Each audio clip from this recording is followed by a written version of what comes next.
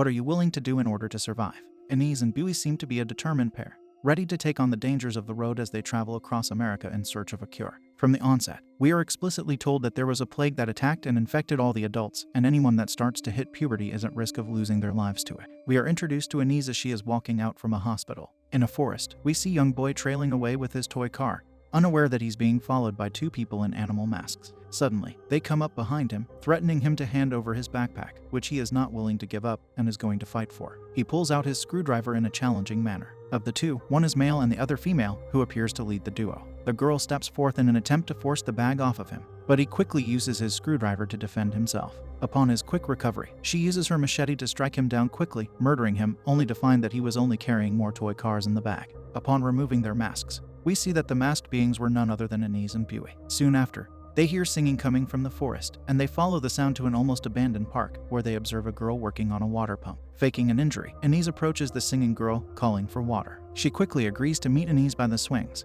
where the girl reveals herself to be friendly and driven. Anise tries to overpower the girl using her own gun, only to find that the gun is a toy. As she is retreating from the failed jacking attempt, Anise steps on a protruding nail in the ground, causing her to lose her footing, which the girl uses to her advantage. Waking from a nightmare, Anise finds herself in a bed, with her bleeding foot in the hands of the girl. She introduces herself as Quan, who is treating the wound from the nail. Quan reveals to Anise her dream to revive the park, calling her Project Al-Shifa, and Anise reveals that she is traveling to look for a cure to the virus. Quan laughs, claiming it's impossible to be cured from the virus. This revelation doesn't sit well with Anise, who fails to understand why Quan would continue with her project when it doesn't solve anything. Quan loosely explains that she is doing it as a project to revive hope. By working on something supposedly impossible, she is trying to show her that they are still kids and not adults. While Anise starts ranting about Quan's confusion, Buoy sneaks up on them, hitting Quan in the head with a lacrosse stick. She recovers quickly and kicks Buoy in the groin as she slips away. The duo follows behind her, but Quan manages to use the terrain to her advantage to overpower and restrain them.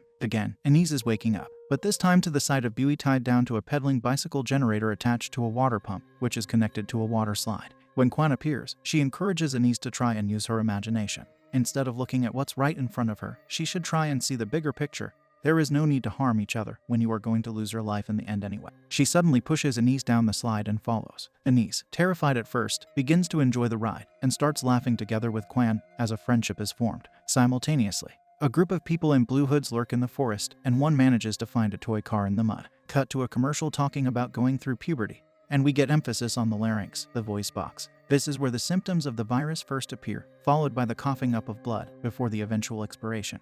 We get a flashback of Anise's memories of the first time she took the life of another human being, panicking and surrounded by others wearing animal masks. Now, with her hands in the lake, she lies in wait. Somehow, she manages to catch a carp and calls to Quan, who carries Anise across the park on her back so as to move quickly to the aquatic zone of the park. Buoy, who is woken by the commotion, watches the event unfold, feeling betrayed, still chained to his post on a tire by the bridge in the park. At the Aqua Center, Quan reveals more about how dedicated she is to fully reviving the theme park, with the hopes of adding more animals to the aquarium and having proper electricity across the park. She reveals where she keeps her weapons and keys to the facilities in a storage locker, the key to which she keeps on her person at all times. Wanting to deepen their friendship, Quan reveals the storage locker as a sign of trust, asking Anise to help her in reviving the park, to which Anise agrees. While repainting some rides, Anise reveals that her and Buoy are the only two who remain of their group. The others succumbed to the virus as they came of age, but she was rather unsympathetic to their demise. In turn, Quan reveals that she has a younger brother, Luca, who enjoys playing with toy cars, but he hasn't returned since he went to collect some more water. She asks Anise whether she met him on their way through the park, which she instantly denies. However,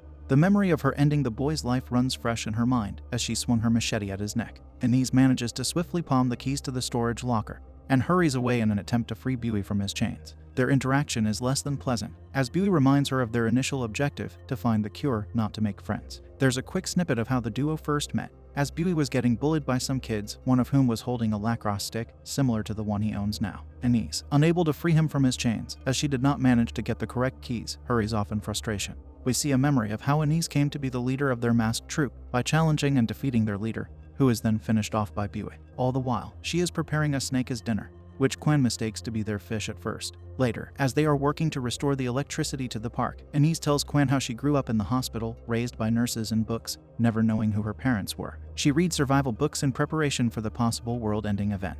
The park sparks to life as the electricity comes on, and Buoy sings into the night. When Quan leaves to go signal for her missing brother, Buey and Anise have another heated moment, which leaves the two frustrated with each other yet again. It appears that they are drifting in different directions, in which Buey asks her to consider what would happen if Quan was to discover what really happened to Luca back in the forest. Leaving him with a knife and a set of keys to free himself, Anise leaves him with a decision to make: leave without her or stay at the park. As Quan is setting off fireworks in an attempt to communicate with her brother, the blue-hooded figures, also known as meanies, get closer to the park. As Quan contemplates the possible loss of her brother, Anise approaches her by the Ferris wheel, trying to tell her the truth about her brother. Quan cuts her off instead, telling her the true reasons she wanted to revive the park. It was so children can come to the park and enjoy themselves, at least, before their eventual demise, a sanctuary of sorts. Unable to tell her about Luca, Anise chickens out, and they manage to share a moment of understanding, before Buey shows up to offer Anise the same ultimatum. Rising to defend Anise, a fight ensues between Buey and Quan when Buey attempts to use Luca's screwdriver to stab Quan. Realizing this, Anise puts herself in the way of harm and ends up with a cut on her wrist, which quickly shuts down Buey's rage as he begins to give Anise first aid treatment. Meanwhile, Quan picks up the screwdriver. Noticing that it is her brother's, she is filled with emotion as she realizes what happened to him. In a fit of rage and frustration, Quan suddenly starts to choke and struggle breathing, an indication that the virus is working within her, ending her life. As a terrified and helpless Anise can only watch as her friend expires in front of her, she tries to help her, but even as she chokes, Quan refuses to accept help from her. That is when the group of hooded figures suddenly appears on the scene, as Buey gathers Anise. They gather the weapons and escape, while the meanies surround Quan's body. Hunted by the mysterious group, Buey and Anise sneak into the aquarium in an attempt to gather weapons. As Anise grabs the weapons from the storage locker, Buey attempts to fend off one of the meanies. Another shows up and manages to disarm Anise, but Buey comes to her aid and is able to protect her. They narrowly escape, leaving the park behind. Back on their search for the cure, Buey and Anise's friendship struggle. Anise appears to have given up on finding the cure after the episode with Quan, but Buey urges them to keep going, as they are still being hunted by two of the meanies. Getting closer to their destination, and tired and frustrated with Anise and her moping, Buey tosses Quan's diary into the ocean to get her focused. Instead, Anise, with her injured foot, goes after the diary and tries to swim for it. Witnessing what is happening, Buey follows after her, even though he can barely swim himself. This gives Anise a choice, to hold on to Quan in the past or keep on with Buey and search for the cure. While in the water, Anise lets Buey know that she would have taken the path with Quan instead, when suddenly, Buey starts to drown. She then makes an attempt to save him. However, by the time she is able to get them out the water, Buey has taken in a lot of water and lies on the beach unconscious as Anise tries to wake him through CPR. Refusing to give up on him, Anise tries again to save Buey when he suddenly lurches awake, coughing out water. Finally, as both recover from the traumatic scene, Anise suggests that they stop running from the meanies and instead fight for their lives, to which they decide to set up traps and prepare. Coming up on their camp in the early morning, the meanies see no sign of the duo. However, they hear Buey singing. Following his voice, they find them, and when the trap they set up fails, they resort to physical combat, where the duo overpowers the meanies. Having them both at knife and gunpoint, Anise thinks about what happened with Luca.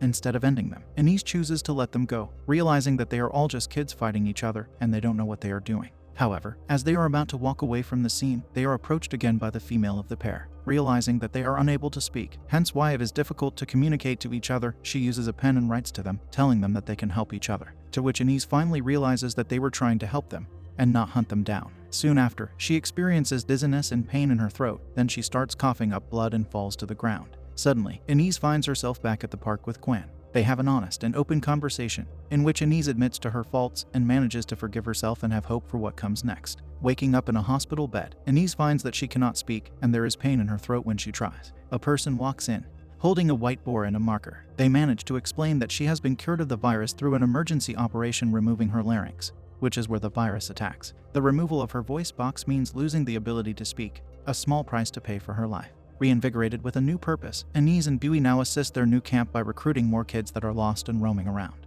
Within herself, she sees her new purpose as redemption and repentance for her previous actions.